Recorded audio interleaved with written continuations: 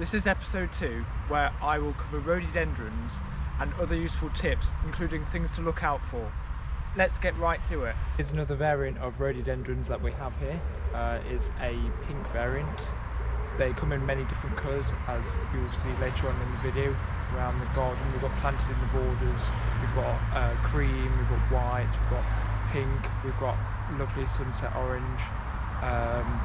They require organic matter and acidic loose soil instead of clay. I wouldn't use clay when you're planting these, as they drain slowly and the roots will rot, which will end up killing this plant. If your rhododendrons are looking a bit like they need a bit of support, you can use coffee grounds. They have a good amount of calcium, and they'll give them the boost that they need to flower more strongly anyway.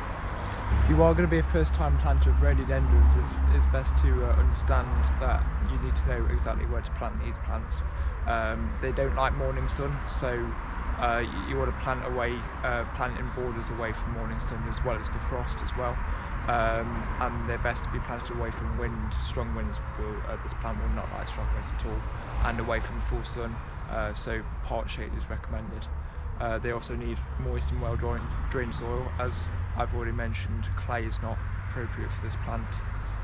Acidic loose soil is the best for this plant to thrive in. This plant is best planted in early spring. There is a backup period where you can plant in early autumn. Obviously they can be planted all year round if the conditions are mild. For planting in autumn and early spring, that's if the climate is cold, so I would not recommend planting anytime sooner. These are the sunset orange rhododendrons I was telling you about. The next variant is back to the pink colour. You can often tell these apart from other plants as the flowers grow in big bunches. These plants are not to be confused with azaleas, which grow with smaller flower heads and are more individual, as well as dotted around more on the bush's surface.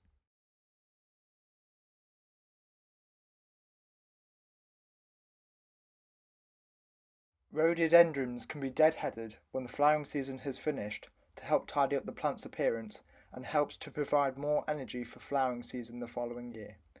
However, if you want to make multiple plants from this plant, you can let the flowers go to seed and collect the seeds. Then, dry them out to prevent damp, rotting conditions from taking place, and plant in the greenhouse first to let it grow if the frost permits. Also, you need to be careful with the toxicity levels in rhododendrons, as all parts of the bush, so that's the leaves, stems and flowers, are both toxic to cats and dogs. If the borders don't contain the right soil, they can be planted in pots, which can aid in growth, as you can keep the conditions of the plant sufficient if there is a change in weather. Rhododendrons are best shown in March and will flower through to the beginning of June. As these flowers come back every year, we know that they are perennial plants.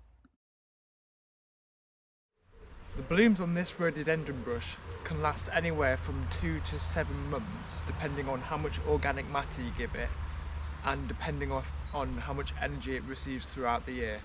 This is where deadheading comes in handy, because if you deadhead the dead ones after a season, then the next season will get more growth and encourage these to grow more. Thanks for watching my video on rhododendrons. If you liked the video, don't forget to like and subscribe. If you've got any questions, leave them in the comment section and I'll get back to you on them. See you next time.